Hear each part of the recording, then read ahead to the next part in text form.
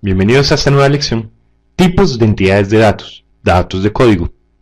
El objetivo de esta lección es calificar los datos de código desconsiderados en el análisis, ofrecer orientación práctica para diferenciar los datos de código de los datos de referencia. Los datos de código originalmente buscan economizar espacio de forma que se almacena un código en lugar de una descripción textual. Para facilitar la manutención, estos códigos y descripciones son puestos en archivos o en tablas. Pueden ser derivados de los requisitos de usuario para restringir los valores permitidos. Los requisitos también pueden incluir la habilidad de manutención por el usuario. Esta es una propiedad de un atributo descriptivo al que llamamos metadato. Algunos son desarrollados para satisfacer requisitos específicos del usuario y contienen datos que son solamente de su dominio. La diferencia clave entre datos de código y datos de referencia es que en el caso de los datos de código, usted puede sustituir el código por la descripción sin alterar el significado de los datos del negocio. Por ejemplo, en el registro del cachorro en la clínica veterinaria, colocar el texto negro o el código 001 que representa el color negro no altera el dato del negocio. En el caso de los datos de referencia, yo no puedo sustituir el código que identifica un registro con una cuota de determinada fecha con la otra en una fecha totalmente diferente. En el primer caso, un campo de texto resolvería un problema del usuario en términos funcionales. En el segundo, no.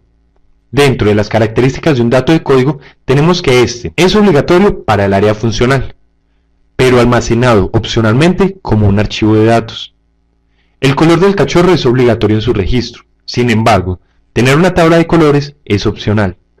Generalmente, no es identificado como parte de los requisitos funcionales. Es identificado en el proyecto con el fin de satisfacer requisitos técnicos. En el momento de la concepción del sistema, no se tenía una tabla de colores, pero sí la tabla de pacientes. A veces es gestionado por el usuario, normalmente por usuarios de soporte. Muchas personas creen que por haber actividades de manutención, la manutención de una entidad que sea un dato de código se descarta. Eso está errado.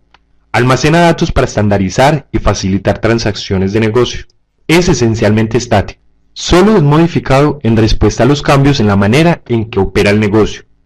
Usados para mejorar casos de entradas de datos, mejorar la consistencia de los datos y garantizar integridad de los datos. Tenemos aquí un registro donde se almacena el cachorro de raza labrador y de color negro.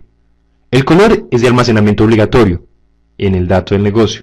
Sin embargo, almacenar en una tabla la lista de colores válidos es opcional. Aprovecho este ejemplo para ilustrar que un dato de código puede también tener otros atributos. En el ejemplo tenemos sigla, tenemos dato de ingreso, dato de modificación, ingresado por, modificado por, y aún así no se justifica descalificarlo como dato de código. Dentro de las características físicas de un dato de código tenemos: las entidades que los almacenan tienen campos claves y normalmente uno o dos atributos. Normalmente tiene un número estable de registros. Pueden representar un 50% de las entidades en la tercera forma normal. A veces, no normalizado, es almacenado en una tabla física con otros datos de código.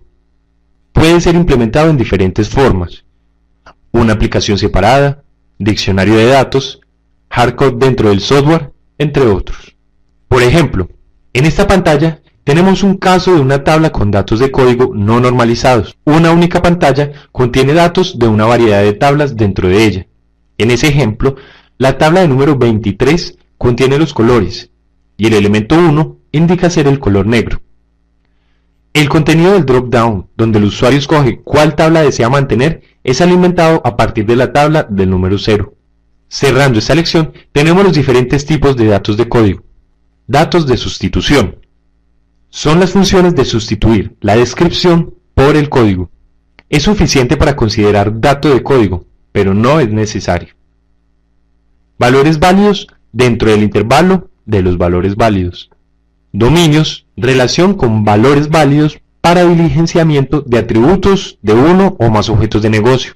Templates, valores estándar, defaults, para algunos atributos de una nueva ocurrencia de un objeto de negocio. Una ocurrencia, independiente de atributos, casi constantes, son raramente alterados, excepto si son datos del control de negocio. datos estáticos o constantes, y son datos que raramente cambian. Con eso cerramos esta exposición, y el próximo paso es concluir la lección con la realización de sus actividades. Recuerde que en caso de cualquier dificultad, nuestro equipo de tutores estará siempre a su disposición para apoyarlo. Muchas gracias.